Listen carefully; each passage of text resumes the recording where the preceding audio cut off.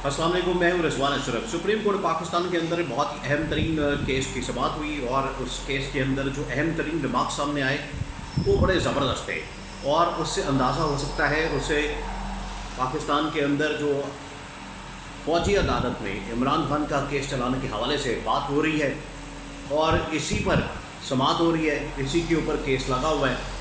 उसमें जो हुकूमती वकील की जानिब से, हुकूमती वकील से मुराद अटॉर्नी जनरल की जानिब से, बाकी वकला की जानिब से जो बातें की गई और उस बेंच की जानिब से जो रिमार्क्स दिए गए वो बड़े ज़बरदस्त हैं। वो मैं आपके साथ शेयर करता हूँ और इसमें किस किस को क्या पैगाम दिया गया, किस किस को क्या मैसेज कन्वे किया गया और इसके अंदर क्या फ़ैसला आ सकता है और इमरान खान को कितना बड़ा रिलीफ मिल सकता है।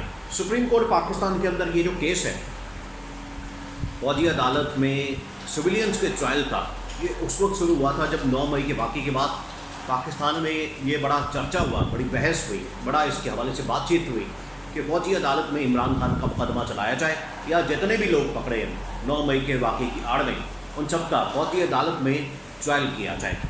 उस पर फिर सुप्रीम कोर्ट पाकिस्तान में ईद से पहले पिटिशनें आई और सुप्रीम कोर्ट पाकिस्तान ने इसको टेकअप कर लिया और एक 9 रुकनी बेंच बना दिया। 9 रुकनी से अब ये 6 रुकनी हो गया। तो आज दोबारा इसकी समाअत हुई है।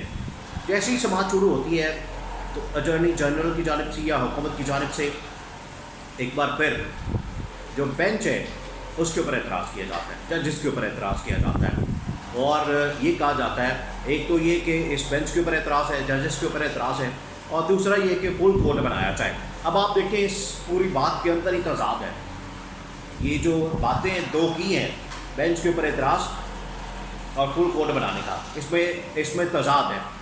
पहले ही जो 9 रुकनी बेंच बना था उसमें से 3 जो जजेस हैं वो अपने आप को अलग कर चुके हैं।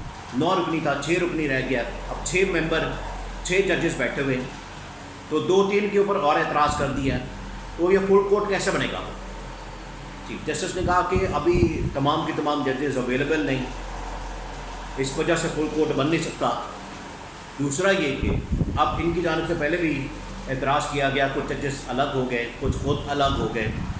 जस्टिस जवाद एस ख्वाजा की जो पिटिशन आई थी उसमें भी जस्टिस मंसूर के हवाले से बात की गई। पहले तो उन्होंने कहा कि जस्टिस मंसूर के ऊपर हमें कोई एतराज़ नहीं, बाद में उन्होंने एतराज़ कर दिया, वो भी बेंच से अलग हो गया।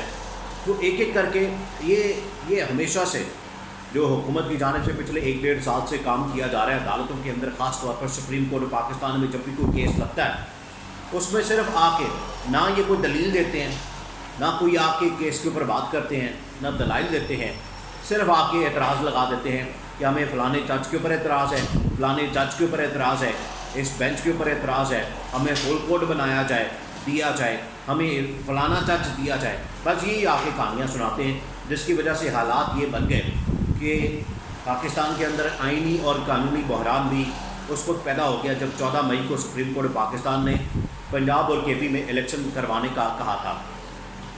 अब हालात ये बन गए हैं कि अगर सुप्रीम कोर्ट पाकिस्तान में ये एतराज़ पे एतराज़ लगाते हैं बेंच के ऊपर, तो फिर किस बेंच ने आके केस सुनना है? कौन से जजेस आएंगे, कौन से ऐसे जज आएंगे जो फ़ैसला करेंगे? फिर इसके मुतालिक चीफ जस्टिस ने कहा कि ये क्योंकि ये किसी का ज़ाती मसला नहीं है, ये जो फ़ौजी अदालत के अंदर सिविलियंस के ट्रायल का, ये अवामी मफाद का मामला है, अवामी मफाद का मसला है, इसलिए इसको सुना जा रहा है। और जितने जजेस हैं वो इस हवाले से जानते हैं, वो इसी हवाले से सोचेंगे और फ़ैसला करेंगे और आइन और कानून के मुताबिक वो फ़ैसला करेंगे। वो किसी ज़ाती मसले में या किसी के साथ कोई ज़ाती मसला मामला या कोई ज़ाती ताल्लुक़ नहीं है, ये सिर्फ मफाद आमा का एक मसला है, मामला है। इस वजह से हम इस केस को सुन रहे हैं। तो बार बार इनकी जानिब से जो बात की जाती है कि फ़लाने बेंच के ऊपर एतराज़ है, हमें फ़लाने जज के ऊपर एतराज़ है और फिर फुल कोर्ट की बात करते हैं, तो इनकी अपनी बात के अंदर ही तज़ाद होता है, इनकी अपनी बात के अंदर ही ये मामला छुपा होता है कि ये क्या करना चाहते हैं। ये असल में करना चाहते हैं कि डिलेइंग टैक्टिक्स के तौर पर इसको इस्तेमाल करना चाहते हैं। अब इसमें चीफ जस्टिस की जानिब से बड़ा दो पैगाम दिया गया है कि ये जो सिविलियंस का मामला है ये फ़ौजी अदालत में नहीं जा सकता या इसके ऊपर जाने के हवाले से हमें बहुत सारे दलाइल चाहिए, उसके बाद ही ये कुछ इस बारे में फ़ैसला हो सकता है। अब मामला ये है कि फ़ौजी अदालत के अंदर अगर एक मामला जाता है तो फ़ौजी अदालत में उसके ऊपर कोई اختیار نہیں ہوتا, کوئی اس کے اوپر اپلیٹ ٹریبیونل نہیں ہوتا, کوئی لاہور کوئی کورٹ نہیں ہوتی, ہائی کورٹ نہیں ہوتی, سپریم کورٹ نہیں ہوتی, وہاں پر آپ جا نہیں سکتے, اپیل نہیں کر سکتے وہاں پر. تو اس معاملے سے متعلق تو ویسے بھی پہلے سے ہی اتنی پریس ریلیزیں آ چکی ہیں کہ اس کے اوپر یہ بتا دیا گیا کہ ہمارے پاس شواہد موجود ہے, ثبوت موجود ہے, چیزیں موجود ہیں. تو یہ ایسا لگتا ہے کہ پہلے سے فیصلہ سنا دیا گیا. تو اگر یہ کیس وہاں پر جاتا ہے, اگر یہ کیس وہاں پر لگتا ہے, تو پھر اس کی حیثیت اور اس کے ٹرائل کے اوپر تو بہت بڑا کویشچن مارک لگ جائے گا. اور یہی جو بات ہے انٹرنیشنل کمیونٹی کی جانب سے کی جاتی ہے, اسی وجہ سے انٹرنیشنل کمیونٹی کسی بھی ملک کے اندر جو فوجی عدالت ہے اس کو سپورٹ نہیں کرتی. یہ بار بار یہاں پر حوالہ دیا جاتا ہے, ریفرنس دیا جاتا ہے. عمران خان کے دور میں جب فوجی عدالتیں لگی تھی تو اس وقت جو معاملہ تھا وہ بالکل کچھ اور تھا. اس وقت یہ واقعہ, اس سے پہلے بھی جب یہ 2016 میں واقعہ پیش آیا تھا APS کا, اسکول کے اوپر حملے کا, وہاں پر جو دہشت گردوں نے کارروائی کی, اسکول میں بچے مارے, ان کو شہید کیا, اس کے بعد یہ فوجی عدالتیں قائم کی گئی تھی. تو اور وہ ایک آئین کے مطابق آئین کے اندر ترمیم کر کے کی گئی. اور آج اس کے بارے میں بات کی گئی کہ فوجی عدالت اتنی دیر تک قائم نہیں کی جا سکتی جتنی دیر تک آئین میں ترمیم نہیں کی جاتی.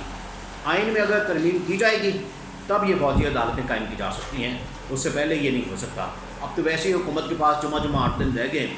اس موقع پہ جب ان کے پاس میجورٹی نہیں اور ترمیم کے لیے 2/3 میجورٹی چاہیے, تو یہ معاملہ کس طرح سے آگے چلے گا. اور لگتا ہے کہ یہ معاملہ 1-2 ہفتوں کے اندر وائنڈ اپ ہو جانا ہے اور اس کے اوپر فیصلہ آ جانا ہے. اور وہ بڑا کلیئر نظر آ رہا ہے کہ فیصلہ کیا آنا ہے. اس کی وجہ یہ ہے کہ فوجی عدالتوں کے اندر سویلین ٹرائل سے متعلق آپ کو ترمیم کرنی پڑے گی, آپ کو اس کے لیے امینڈمنٹ کرنی پڑے گی, آپ کو اس کے لیے وہ راستہ اختیار کرنا پڑے گا جو آئین اور قانون کے اندر درج ہے. اور آئین اور قانون کے مطابق یہ سارے معاملات چلانے کے حوالے سے بات ہو رہی ہے. لیکن حکومت پہلے دن سے اس طرح کی کوشش کرتی ہے, اس طرح کی حرکتیں اور اس طرح کے حربے ہتھ کنڈے استعمال کیے جاتے ہیں. پھر عرفان قادر بھی آئے وہاں پر دلائل دینے کے لیے, انہوں نے بھی بینچ کے اوپر اعتراض کر دیا, 3 ججز کے اوپر اعتراض کر دیا. تو چیف جسٹس نے کہا کہ آپ بیٹھ جائیں, ابھی جب آپ کی باری آئے گی پھر آپ دلائل دیں, ابھی آپ کی ضرورت نہیں. وہ پھر باہر آ گیا عدالت سے. تو یہ بار بار جو بات کی جاتی ہے, ججز کے اوپر اعتراض کیا جاتا ہے اور ان کی بینچ کے اوپر اعتراض کیا جاتا ہے. اگر آپ کیس کے اوپر آ جائیں, کیس کے اوپر بات کریں, کیس کو لے کر چلیں اور اس کے اوپر دلائل دیں, تو آپ کے سامنے معاملہ آ جائے گا, آپ کے سامنے ساری چیزیں آ جائیں گی. اس کے اوپر بات کرتے نہیں اور سیدھا بینچ کے اوپر, ججز کے اوپر اعتراضات لگانا شروع کر دیتے ہیں. لیکن اس طرح کی اعتراضات سے, بینچ کے اوپر اپنی مرضی کے بینچ بنانے سے یا اپنی مرضی کے اعتراضات لگانے سے کچھ نہیں ہوگا. دلائل کے اوپر بات کریں اور پھر اس میں جو بھی فیصلہ آئے سب کو ماننا چاہیے.